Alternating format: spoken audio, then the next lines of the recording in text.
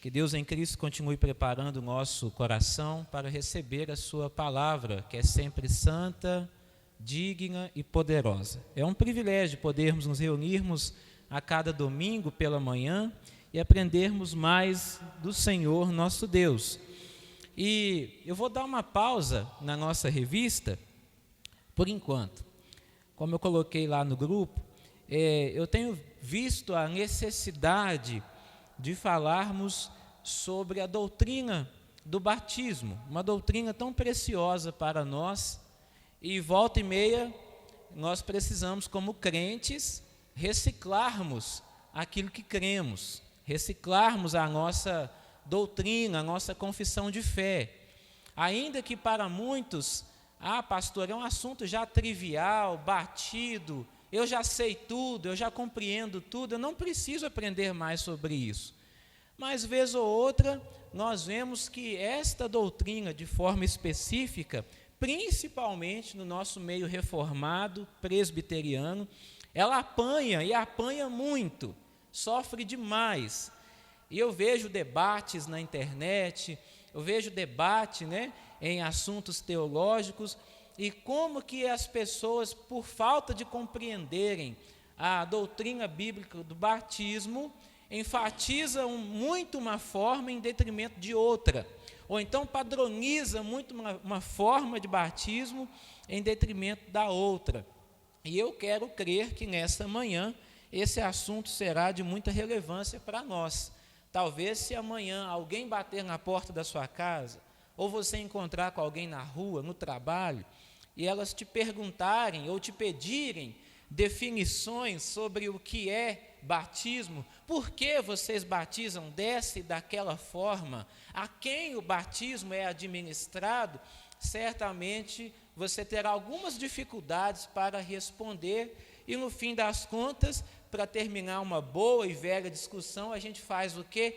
Mas cada um com a sua fé, Cada um acredita no que quer e segue o que quer, e às vezes nós falamos assim, por falta de argumentos. Nós não conseguimos argumentar aquilo que cremos. E, meus irmãos, nós somos o povo da fé protestante. Nós queremos explicar e saber o porquê cremos das coisas, ou porquê das coisas, ou porquê funciona assim, ou porquê cremos assim. Inclusive, o apóstolo Pedro diz que qualquer um de nós temos que estar prontos, aptos a dar razão da nossa esperança, razão da nossa fé. Então, quando nós somos inquiridos, perguntados, nós temos que saber, no mínimo, dizer por que cremos dessa forma, por que professamos assim, quais as razões bíblicas que nos levam a isso. Então, serão 4 escolas dominicais, se Deus assim permitir. A primeira, começando hoje, sobre o que é batismo, ordenança, o sacramento. A segunda, o que o batismo não faz, regeneração e salvação. A terceira, a quem o batismo é administrado, adultos e filhos dos crentes. E quarta aula, o modo de administração, imersão ou aspersão. Então, começar com os irmãos, compreendendo o que é batismo. O que é batismo? E eu queria ouvir dos irmãos, a princípio, qual é o conceito que os irmãos têm na mente de batismo. Os irmãos tenham liberdade de dizer, de falar o que é batismo para os irmãos. Quantos aqui foram batizados? Deixa eu ver. Todos, O que é batismo para os irmãos, então? Se alguém perguntasse para você amanhã, olha, eu não sei, mas o que é batismo? O que você responderia? Um de cada vez para a gente não tumultuar aqui.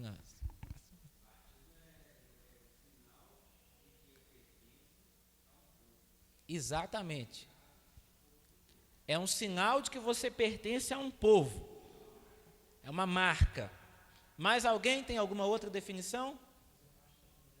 Fazer parte da família da fé. Mais alguém?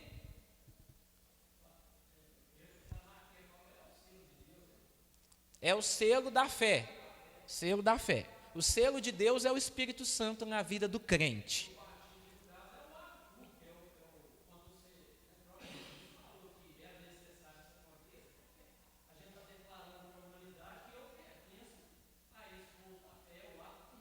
É um ato público do batismo, de pertencimento, que insere a pessoa no povo de Deus. Então, de forma muito natural, pelas definições que nós estamos tendo aqui, entende-se que a falta do batismo, a ausência dele, desqualifica essa marca como pertencente ao povo de Deus. Sim ou não? É a dedução lógica, né? Isso aqui não é nem teologia, não. É dedução lógica. Se o batismo é o selo da fé, é invitar a pessoa ao reino de Deus, é colocar nela uma marca, é uma profissão pública, como o irmão Antônio disse. Então, a falta dessa marca, desse selo, dessa profissão, diz que aquela pessoa ainda não pertence, ainda não ainda não faz parte. Ok, irmãos? Daí vocês... Sim, irmã?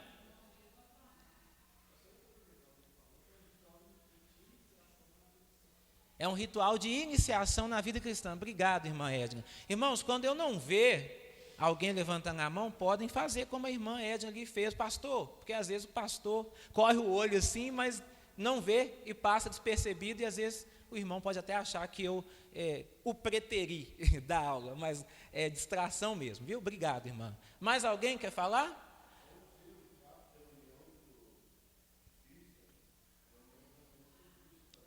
Sim, é o selo que referenda a nossa união com Cristo. Sim, muito bem.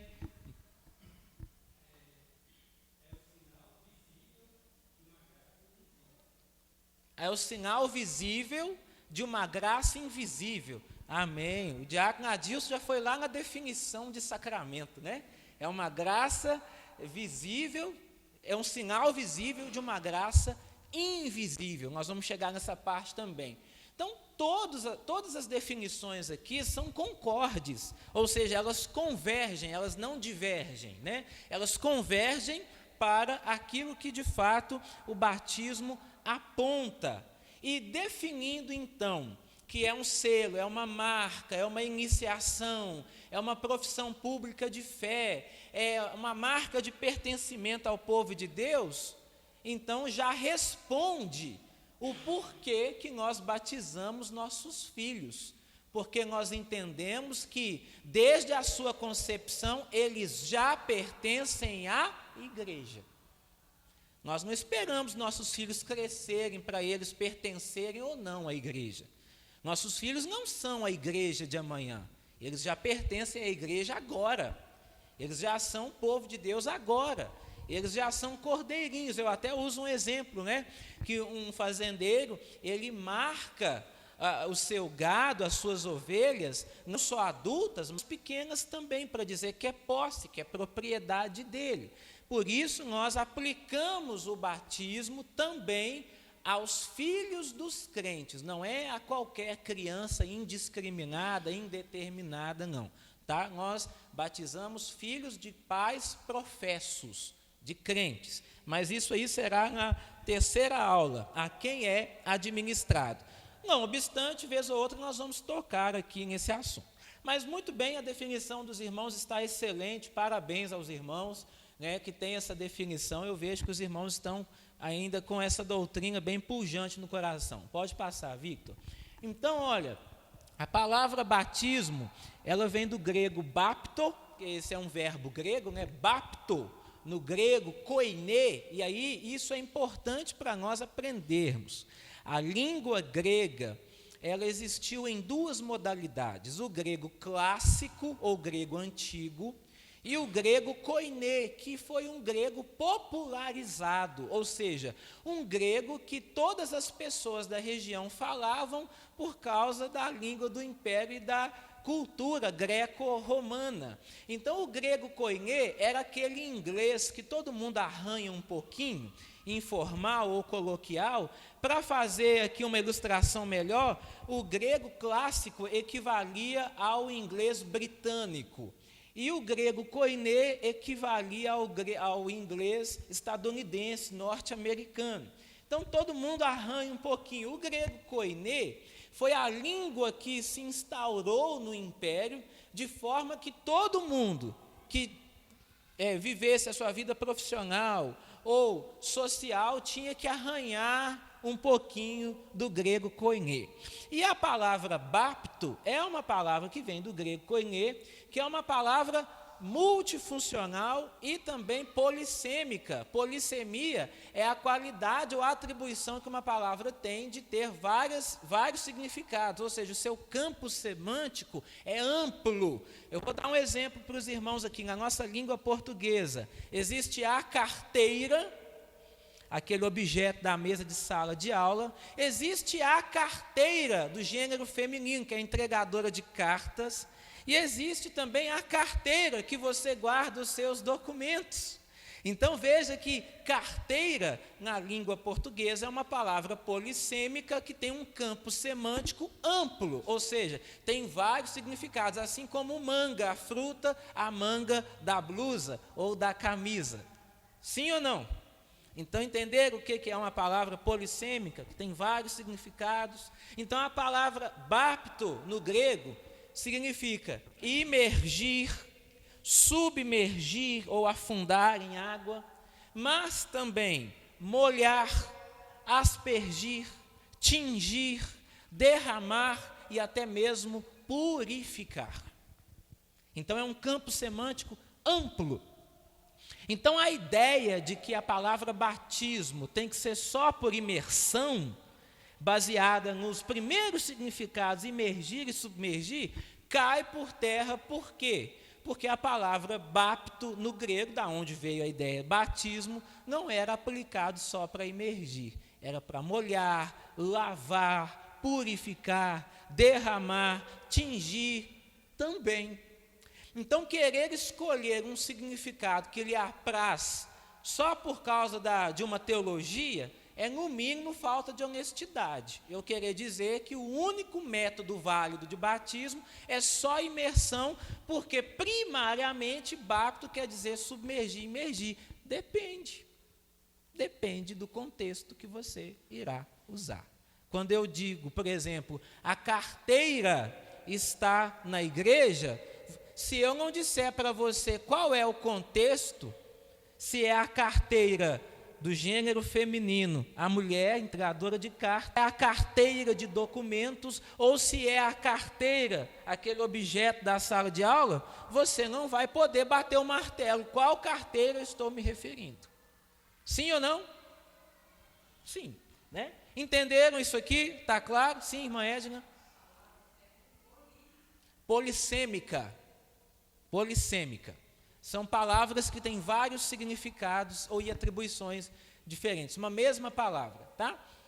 Pode passar, Victor. Então, quais são as concepções teológicas sobre a natureza do batismo? Ou seja, o que o batismo é em si? Apesar que os irmãos já responderam, embora os irmãos já tenham respondido muito bem, mas nós vamos compreender hoje que essa concepção ela não é uníssona na fé cristã, nem protestante, nem católica romana. Há divergências entre a questão da natureza do batismo, e essas divergências não surgiram no protestantismo, como muitos querem dizer. Foi só depois da reforma protestante que virou aquela bagunça de compreensão. Não. Mesmo a igreja medieval, entre os pais da igreja, São Tomás de Aquino, Agostinho de Hipona, Atanásio, Hilário de Poitiers, Cipriano de Cartago, Irineu de Lyon, João Crisóstomo, Orígenes, todos estes pais apostólicos, polemistas e apologistas, tinham divergências quanto à natureza do batismo. E somente no ano de 455, que então o concílio da igreja local bateu o martelo em qual era a natureza do batismo. O que realmente o batismo era? Era só uma iniciação? Era só uma ordenança? Ou era mais do que isso? Tinha alguma coisa a mais? Era só um símbolo? Ou tinha alguma coisa a mais que acontecia no momento do batismo? E aí, nesse sentido, presbiterianos e católicos romanos têm o mesmo entendimento, porém, lá na frente, esse entendimento vai fazer uma bifurcação. ele vai se dividir, porque vai chegar um ponto em que nós não vamos caminhar juntos com o romanismo na essência e o que faz o batismo. Nós vamos aprender isso hoje aqui, tá? Pode passar, Victor? Então vamos lá. O batismo como uma ordenança. O batismo é uma ordenança, sim ou não? Sim, Jesus ordenou. E nós vamos ler Mateus capítulo 28. Abra sua Bíblia aí, por gentileza. Qualquer dúvida, pode pedir a palavra. Viu, meus irmãos? Fiquem à vontade.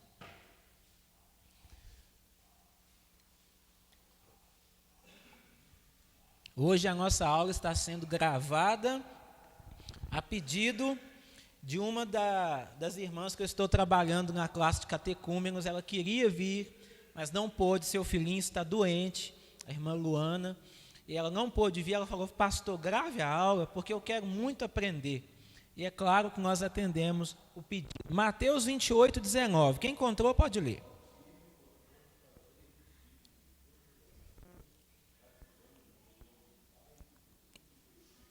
Isso.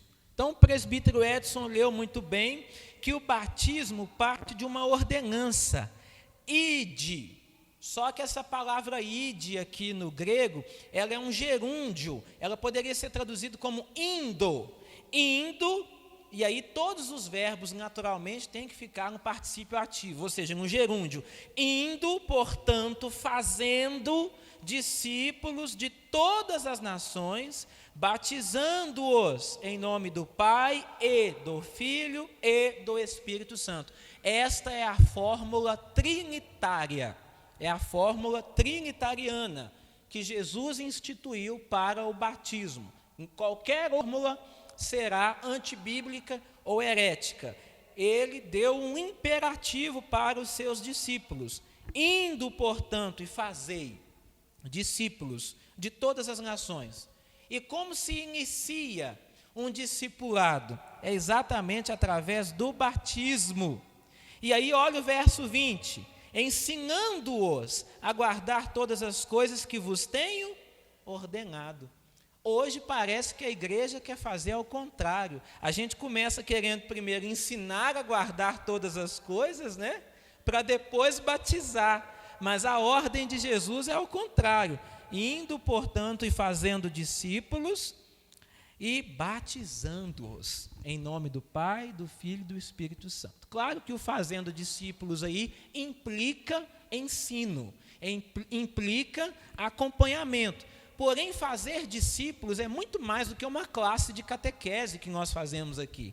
Fazer discípulos é acompanhar mesmo a pessoa, acompanhá-la na fé. Então, o batismo é uma ordenança de Jesus, não foi algo que a igreja inventou, ok? Foi Jesus que instituiu o batismo. Vamos ver outro texto, Marcos 16, 15 e 16. Marcos capítulo 16, versículos 15 e 16.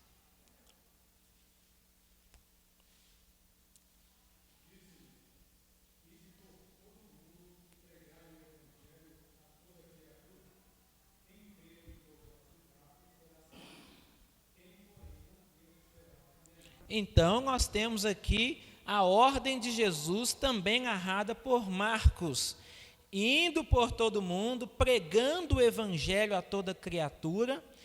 Quem crer neste evangelho e for batizado será salvo.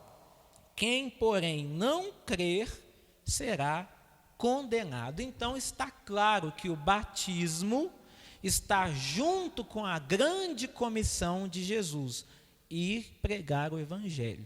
Então, o batismo, sim, é uma ordenança do nosso Senhor Jesus. Quanto a isso, ninguém tem dúvida. Ou tem?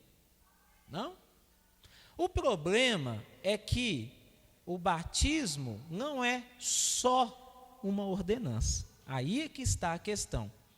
Ele não pode ser visto junto com a Santa Ceia apenas como uma ordenança. Ele tem uma essência, e esta essência é que a igreja resgatou. Pode passar, Victor. Volta. Isso. Eu achei que tinha mais um, mas pode deixar aí por enquanto. Então, batistas e pentecostais, e aqui eu vou dizer aos irmãos a guisa de conhecimento, tá? Para que os irmãos compreendam qual é o pensamento das demais igrejas com relação à essência do batismo. Para batistas e pentecostais, batistas principalmente porque eles vieram de um movimento chamado anabatista, esse prefixo aná quer dizer de novo, outra vez. Então, os batistas históricos que nasceram no movimento anabatista quiseram romper com mais radicalidade com Roma, com a Igreja Católica, e eles então disseram, não, nós precisamos de batizar as pessoas de novo e por imersão, porque a palavra bapto é imergir. E esse grupo, isso que eu estou falando é a história da igreja, tá, irmãos? É pesquisável. Os irmãos eram tão radicais a esse ponto que eles começavam até mesmo a levar as coisas para o lado da guerra. E os anabatistas, onde chegavam, eles começavam a perturbar a paz do local. E aí, em resposta a isso, eles ganharam 2 inimigos que também eram inimigos, sabe? Os anabatistas tiveram a antipatia tanto de católicos romanos quanto de protestantes. Por quê? Porque o protestantismo histórico, ele não rompeu com Roma nas principais teologias da Escritura Sagrada. E o batismo infantil e por aspersão já era crido e aceito e estabelecido pela igreja. Aí o movimento anabatista diz, não, mas se a gente continuar batizando criança e derramando aquele tiquinho de água na cabeça, a gente vai estar muito parecido com Roma ainda. Não, a gente tem que romper mais. E aí começou a ter guerras e os anabatistas começaram a ser perseguidos, tanto por protestantes quanto por católicos. E foi da onde então surgiu a Igreja Batista, que a sua principal insígnia, todas as igrejas têm uma insígnia principal. Presbiterianos, predestinação, batismo infantil e por aspersão. São coisas que nós não mudamos. Se alguém chegar aqui e disser, pastor, o senhor faz meu batismo numa piscina, num rio? Não farei, ainda que nós aceitamos o batismo por imersão, mas a insígnia dos reformados presbiterianos é por aspersão. Assim como se você pedir qualquer padre para te batizar num rio, ele não vai te batizar. Ok? É uma insígnia da igreja. E a insígnia batista é batizar por imersão e somente adultos. Sim ou não? Sim, somente adultos, só os professos, porque para eles só começa a fazer parte da igreja a partir do momento do batismo. Por isso que eu falei que fora disso, como que eles veem as crianças? Elas fazem parte da igreja, já que todos concordamos que batismo não é adentrar, sinal de pertencimento, sinal de estar unido ao corpo de Cristo. Então, tem essas questões que nós divergimos por causa disso, tá? Então, e os pentecostais seguiram também o sistema dos anabatistas. E não só o batismo, mas eu vou trazer aqui à guisa de curiosidade, a ceia também. Para batistas e pentecostais, a ceia é uma ordenança que se qualifica apenas como um memorial. É só uma memória. Não tem nada ali nos elementos, pão e vinho, não tem nada de místico, não acontece nada. É só uma memória póstuma. É só um memorial de uma ordenança. Palavras de quem foi nascido dentro de uma igreja batista e apresentado na igreja batista da Convenção Batista Brasileira, tá? A primeira batista do Brasil. Os batistas têm pavor, e os pentecostais também, da palavra sacramento. Você fala sacramento assim, eles até arrepiam na hora. Por quê? A definição de sacramento, como o diácono Adilson definiu bem, é um sinal visível de uma graça invisível. Então, sacramento transmite graça. E eles não concordam com isso. Para eles, essa questão de transmitir graça pela ceia e pelo batismo é inconcebível, porque é somente uma ordenança. Só. Jesus só falou para fazer, mas não tem graça, não tem comunicação de graça infundida de maneira nenhuma naquele momento ali. É por isso que, se não participar, por exemplo, de uma ceia, agora, quando nós lemos 1 Coríntios 11, o apóstolo Paulo vai dizer que, pelo fato de muitos participarem do corpo e do sangue do Senhor indignamente, O que havia na igreja? Os irmãos lembram o que Paulo diz? E muitos, e do eufemismo para morrer, tanto espiritualmente quanto fisicamente. Se a ceia fosse somente um memorial, por que Paulo faz essa reprimenda tão dura? Analise, pois, o homem a si mesmo, porque se tocar no pão indignamente, será culpado, réu do corpo e do sangue do Senhor. Por causa disso, há entre vós fracos, doentes na fé e muitos que já morreram. Se fosse só um memorial, não faria sentido Paulo fazer essa reprimenda tão grave. Então, se eu tenho que fazer um devido exame de consciência para participar da ceia do Senhor, é porque tem algo a mais ali do que só um memorial. Tem algo a mais ali naqueles elementos, que de tal modo que se eu tomar de qualquer maneira, eu serei réu, irmãos. Olha a palavra que o apóstolo Paulo usa, isso é muito pesado. Eu estarei sentado no banco dos réus, sendo acusado como um daqueles que matou Jesus. Isso é muito sério. Então não é só um memorial, não. Tem algo a mais ali. É sacramental. Há uma presença espiritual ali naqueles elementos, que quando nós nos alimentamos dele, nós somos nutridos na fé. Então entenderam isso aqui? Alguém tem alguma dúvida? Alguma colocação? Está claro isso aqui para os irmãos? Então, para eles, tanto ceia quanto batismo é somente ordenança. É uma ordenança, mas para nós não é só isso. É uma ordenança sacramental, tá? É sacramento. Pode passar. Então vamos ver, como então católicos romanos entendem o batismo? Então eu falei como você queria falar? Não, né? Então, batistas e pentecostais, por que eu coloquei batistas separados? Porque eles têm a insígnia, tá? Do entendimento que batismo é só por imersão, que se não for por imersão, não vale, tá bom? Isso está na declaração de fé batista, isso é claro, tá? O que eu estou falando aqui não é algo velado, oculto, escondido, não estou aqui descobrindo a pólvora nem lançando a roda. Isso é algo passível dos irmãos conhecerem e saberem. O problema é que, olha a contradição de termos, né? Nós aprendemos que sacramento é um sinal visível de uma graça. Então guardem essa definição. É um sinal visível de uma graça invisível. Batistas não creem em sacramento, nem os pentecostais, ok? Não creem. Porém, eles sacramentalizam a forma, que se não for por imersão, não vale. Percebe a contradição de termos? Nós não cremos em sacramento, nós não cremos que o batismo comunica a graça. Só que se não mergulhar para representar morte, sepultamento e ressurreição, aí então não valeu, não nasceu de novo. Como é que você vai sepultar uma pessoa jogando só um pouquinho de terra na cabeça dela? Geralmente eles usam até essa linguagem, né, para zoar a gente. Aí eles dizem, não, tem que ser imerso para representar morte, sepultamento e ressurreição. Percebam que eles colocaram como forma de sacramento o modo do batismo. Se eu não afundar, eu não fui sepultado. Se eu não emergir, eu não ressuscitei. Então eles atribuem ao símbolo sacramento, embora eles não creem nisso. Mas se não for por imersão, não vale. Então eu sempre digo isso. Eles não creem em sacramento, mas sacramentalizam a forma do batismo. Ou seja, é uma contradição de termos. Nós entendemos que não é a quantidade de água que importa.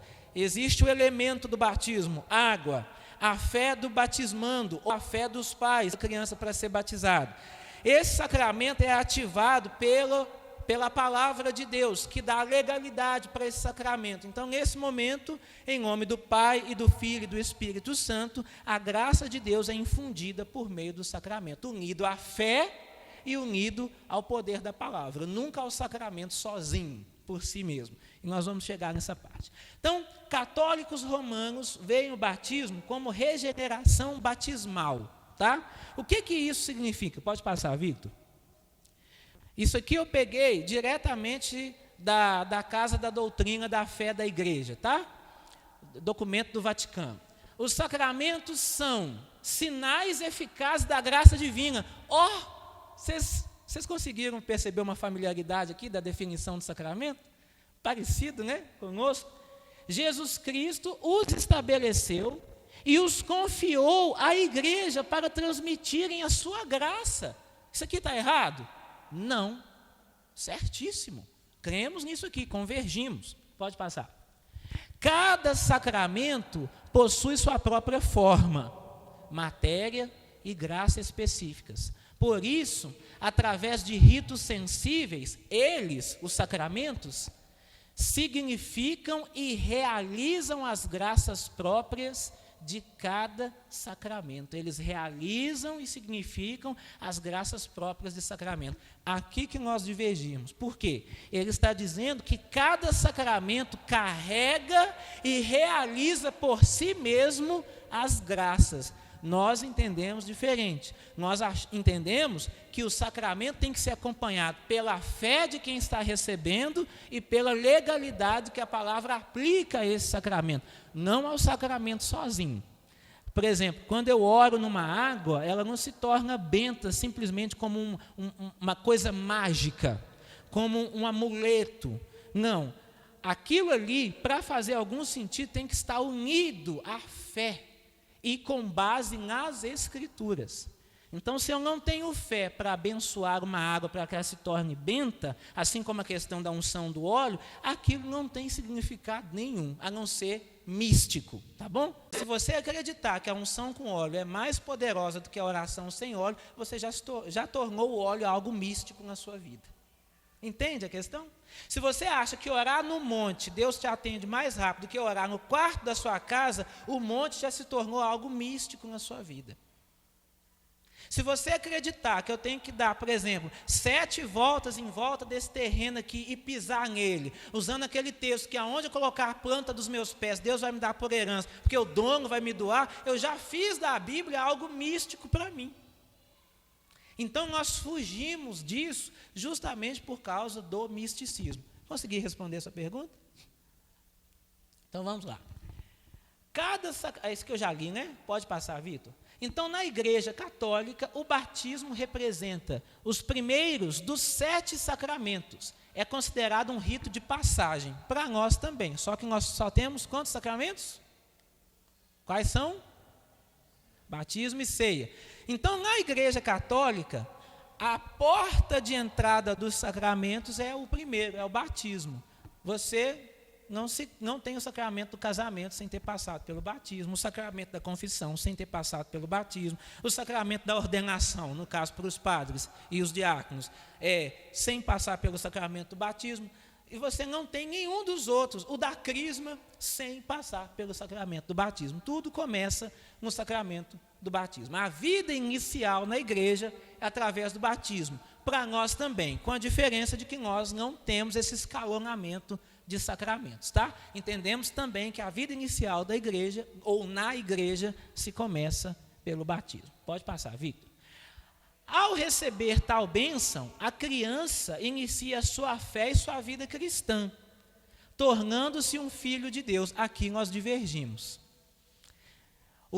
No catolicismo romano, você só passa a se tornar filho de Deus no momento que você recebe o sacramento do batismo. Isso eu tirei da doutrina da fé da igreja, tá? Então, quando uma criança, até antes do Concílio do Vaticano II, morria sem o batismo, ela era considerada pagã e ia para o limbo dos infantes. Um lugar que não era nem o purgatório, nem o céu e nem o inferno, era o limbo. A partir daí, após vários outros, a partir do Concílio do Vaticano II, o Papa entendeu que Deus, essas crianças que morrem sem o batismo são entregues à misericórdia de Deus. Ou seja, eles não dizem nem que foi para o céu, nem que foi para o inferno, nem para o limbo, mas Deus as tem na sua misericórdia, mesmo sem o batismo. É por isso que eles sempre orientam os pais a não negligenciarem o dever de apresentar as suas crianças ao batismo. Nós presbiterianos também, muito embora o nosso diferencial aonde nós vamos bifurcar, divergir, é ali, Nós não cremos que no ato do batismo é que você se torna um filho de Deus. O que nos torna filho de Deus é se com a tua boca confessares e no coração creres que Jesus ressuscitou dos mortos, então ele será o seu Salvador. Vamos ler João, capítulo 1? Sim. Eu não entendi? Não deu tempo. Não, com certeza. Exatamente. Nós vamos falar, inclusive, irmã Soraya, uma aula inteira sobre o que o batismo faz e o que o batismo não faz. E esse é um dos principais textos que nós vamos ler, o do ladrão na cruz. João, capítulo 1, versículo 12 e 13. Quem achou, pode ler.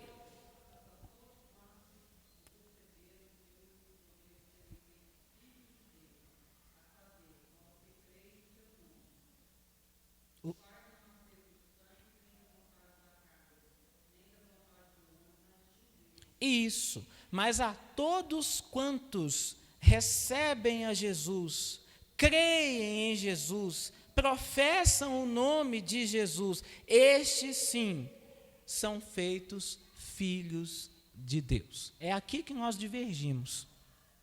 Então, o ladrão na cruz, por exemplo, dentro desse conceito aqui, ele não poderia herdar o paraíso, como o próprio Jesus o assegurou.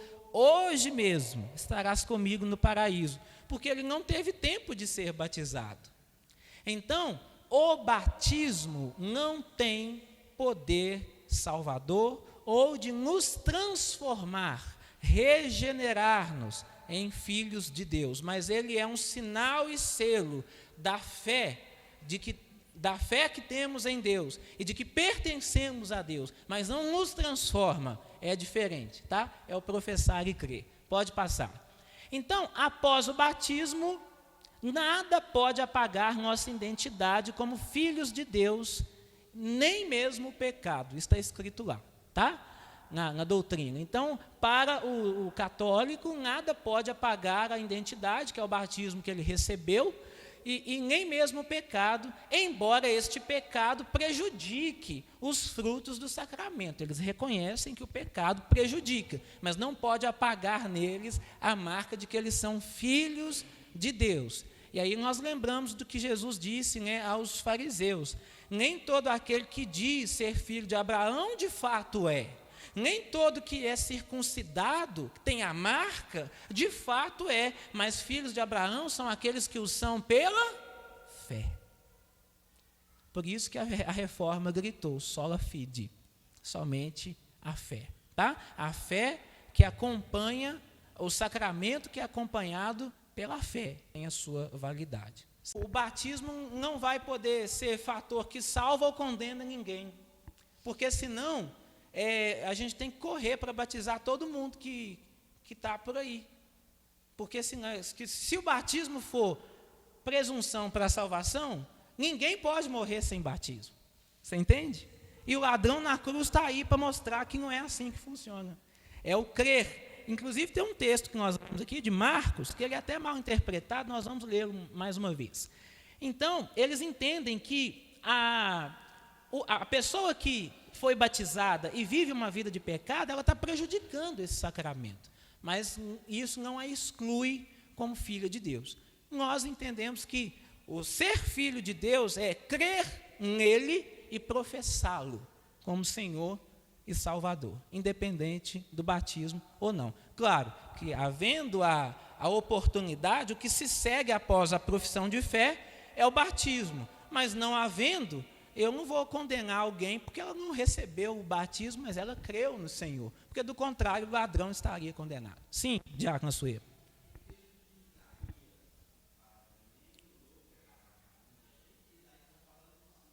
Sim. Exatamente.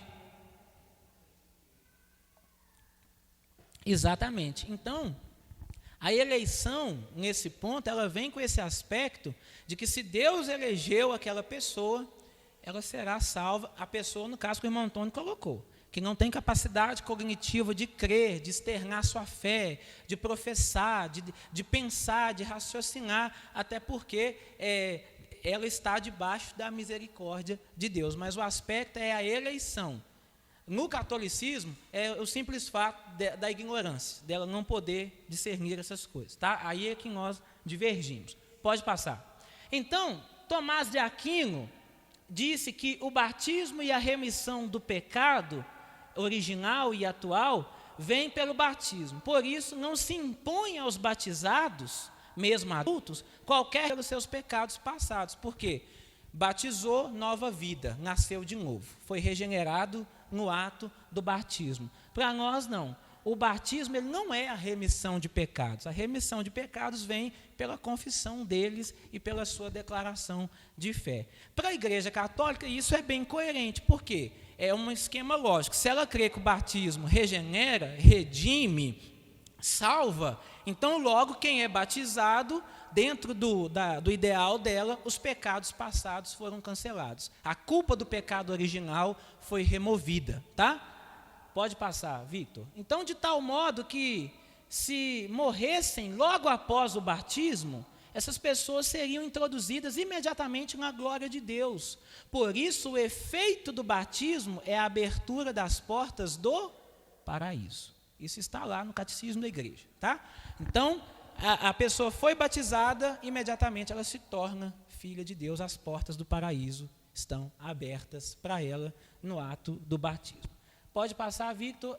Então, resumindo tudo isso que nós falamos, né, da visão católica do batismo, o batismo é ex opere operatum. O que isso quer dizer? Que o batismo opera por sua própria eficácia.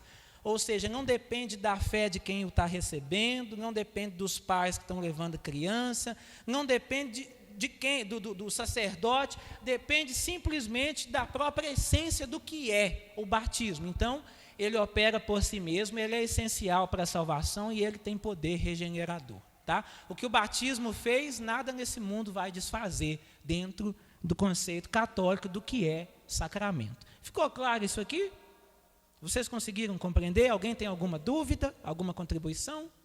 Então nós vamos ver, então, pode passar, Victor, o que é o batismo como sacramento dentro da visão reformada, dentro daquilo que cremos, dentro do presbiterianismo, do metodismo, dentro do luteranismo e de outras denominações reformadas que, em certo ponto, convergem, em certo ponto, divergem. Tá? Como os irmãos já disseram, sacramento é sinal e selo da fé, de uma graça invisível. Sinal visível de uma graça invisível. Pode passar. Olha o que a Confissão de Fé de Westminster, que é a confissão que nós subscrevemos como símbolo de fé, diz: os sacramentos são santos sinais e selos do pacto da graça, imediatamente instituídos por Deus para representar Cristo e seus benefícios, muito parecido com a definição do catolicismo romano. Tá? A questão ali diferencial é só a questão do pacto da graça. Pode passar. A graça significada, não contida, tá? Significada nos sacramentos, ou por meio deles, quando devidamente usados, ou seja, não como algo místico, né? Às vezes as pessoas falam assim: eu quero ir lá na igreja, a pessoa não é cristã, não professa a fé, mas quer vir à igreja trazer a criança para batizar ou para apresentar, porque entende que aquilo é algo místico, e não é místico. Então, quando usado devidamente, ele não é conferido por qualquer poder neles existentes. Então, a água do batismo não tem poder nenhum, nem o cálice, nem o pão em si mesmos não tem poder nenhum, nem graça nenhuma. Nem a eficácia deles depende da piedade ou da intenção do pastor, de quem está administrando. Não depende disso também, porque se dependesse, coitado dos irmãos. Pode passar, Victor? Mas dependem, essa graça e esta eficácia dos sacramentos dependem da obra do Espírito Santo e da palavra da instituição, a qual, juntamente com o preceito que autoriza o uso deles, qual o preceito que autoriza o uso dos sacramentos? A palavra. Contém uma promessa de benefício unida, junta da fé daqueles que dignamente o recebem. Então, 3 coisas no momento do sacramento, seja da ceia ou do batismo. Vocês já viram um pastor presbiteriano ministrar a ceia sem antes ler a palavra? Não, porque o que confere dignidade ao sacramento é a palavra lida, tá? A palavra de Deus é o único meio de graça por excelência, ou seja, que não depende de nada para validar ela. Ela já é a própria validação de Deus para nós. Então eu leio a palavra, depois eu consagro os elementos pedindo a bênção de Deus sacramental naqueles elementos, e agora na hora da distribuição, unido à fé de vocês, esse sacramento valida. Então, se você tomar a ceia do Senhor, ou ser batizado, sem crer que nada daquilo opera em você, realmente aquilo não vai ter efeito nenhum em você. Vai ser a ceia, no caso, condenação para o seu juízo, e o batismo, se for imersão, vai ser só um banho, e se for aspersão, vai ser só lavar um pouquinho da sua cabeça. Então, depende da fé de quem está recebendo, depende da liberação da palavra que autoriza o sacramento e da bênção de Deus colocada. Aí sim. Sim, irmã Edna?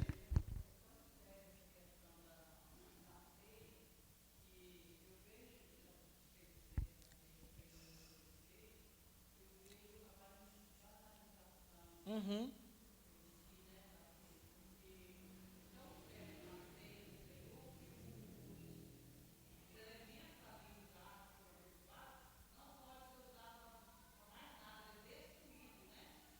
Esse é um entendimento, minha irmã, antigo. Deixa eu explicar isso para a senhora aqui, pode ser a dúvida de outras pessoas também. Na minha antiga denominação se queimava, ou então enterrava. Mas era porque havia a falta da compreensão de que no catolicismo isso também é a mesma coisa, tá? Que o pão e o vinho consagrado, eles são consagrados somente para o momento da ceia. Depois da ceia é pão e é suco de uva normal. A criança pode comer, o cachorro pode comer, porque o seu significado santificado está no ato do sacramento. E a Igreja Católica também é do mesmo jeito. Depois que é feita a consagração da hóstia, e ela é utilizada, acabou aquele momento ali, é pão. É igual esse templo. Por que esse lugar é sagrado? Porque a igreja se reúne aqui. Quando nós não estamos aqui, isso aqui é um prédio, é uma construção normal, que amanhã, se for demolido ou se virar qualquer outra coisa. Então, irmã Edna, alguns pentecostais creem que consagrou, não pode comer, tem que enterrar, tem que jogar fora, e eu respeito a visão deles, que parte de um temor, né, com aquilo que foi consagrado, orado. Porém, biblicamente falando, quando o pão e o cálice é apresentado ao Senhor, ele é santificado para aquele momento específico do sacramento. Terminou o sacramento, o pão é simplesmente o pão comprado na padaria e o suco de uva é simplesmente o suco.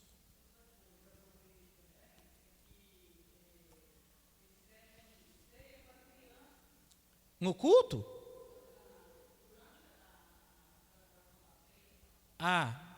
Se tem igrejas que praticam a pedocomunhão. Tem o pedobatismo e tem a pedocomunhão. Tem igrejas, eu sei disso porque eu trabalhei com um colega, e ele era de uma denominação, e ele falava que o entendimento da denominação dele era que, se a ceia é para as pessoas que são dignas, quem pode ser mais digna do que uma criancinha? Então, baseado nesse entendimento, eles distribuíram a ceia do Senhor. Mas nós não temos base bíblica para fazer isso. Nem protestantes, nem católicos. Tá bom? Sim, presbítero Luiz. Isso. A transubstanciação é a doutrina católica que, no momento da consagração do sacerdote, o pão agora se transubstancia, se transforma literalmente no corpo e no sangue de Cristo. É por isso que o sacerdote é que tem o cuidado, né, de colocar a hóstia na boca da pessoa, e o vinho geralmente é só ele que participa, para não correr o risco de derramar, de entornar, porque se isso acontecer, é uma profanação para eles. O sangue de Cristo foi derramado no chão, né? O corpo de Cristo caiu no chão. Para nós, como nós não cremos na transubstancialidade do sacramento, qual que é a visão sacramental da ceia para nós? Presença espiritual. Cristo está presente, sim, nos elementos, porém, espiritualmente. Tá bom? Essa é a diferença. Sim, Victor. Então falamos da transubstanciação, presença espiritual, né? E agora o Vitor perguntou da consubstanciação. Já é a questão dos luteranos, tá? Todos eles, meus irmãos, se saíram do entendimento por causa dessa divisão dos pais da igreja em qual era a natureza da ceia e do batismo. Então, a consubstanciação, os luteranos criam que Jesus estava presente no pão e no vinho, fisicamente, só que junto do pão. Não é que o pão se transformava, mas junto ao pão e ao vinho, Cristo estava ali junto. Por isso que é consubstanciação, presente junto. Nós cremos que ele está espiritualmente. Só passar esse ponto, eu te dou a palavra? Pode passar, Victor? Então, há só 2 sacramentos ordenados por Cristo, nosso Senhor, dentro do entendimento protestante, reformado, que é o batismo e a Santa Ceia. Nenhum destes sacramentos deve ser administrado senão pelos ministros da palavra legalmente ordenados, tá? E a Igreja Católica, ela vai até certo ponto conosco, porque é só o padre que pode administrar o sacramento da ceia e do batismo. Só que dentro do catolicismo, até alguém, por exemplo, não professo, num ato de emergência ou de urgência, pode batizar alguém, no ato de urgência ou emergência, tá? Num ato assim, extremo mesmo de concessão. Agora, dentro do protestantismo, é vedado a administração dos sacramentos ao ministro de Deus ordenado para isso. Para quê? Para não acontecer a banalização dos sacramentos. Então, que Deus em Cristo vos abençoe. Semana que vem, venha participar, porque nós vamos dar sequência. Nós vamos concluir esse assunto em 10 minutinhos e vamos entrar na próxima aula, que será o tema sobre os efeitos. Não, o que o batismo... Exatamente, os efeitos. O que o batismo não faz. Já pincelamos um pouquinho aqui hoje, né? Mas semana que vem nós vamos aprofundar nisso aqui. Então, o batismo é sim... Pode passar, Victor, só para eu fixar. Mais um, deixa eu ver. Isso. O batismo é sinal e selo da fé, iniciação na vida da igreja, comunica a graça de uma nova vida, comunica, não transforma, e identifica o cristão, só para vocês guardarem, tá? É sinal do selo da fé, inicia a pessoa na vida da igreja, comunica a graça de uma nova vida e identifica o cristão. Semana que vem nós concluímos esse tema e passamos para o que o batismo não faz. A palavra está com o superintendente.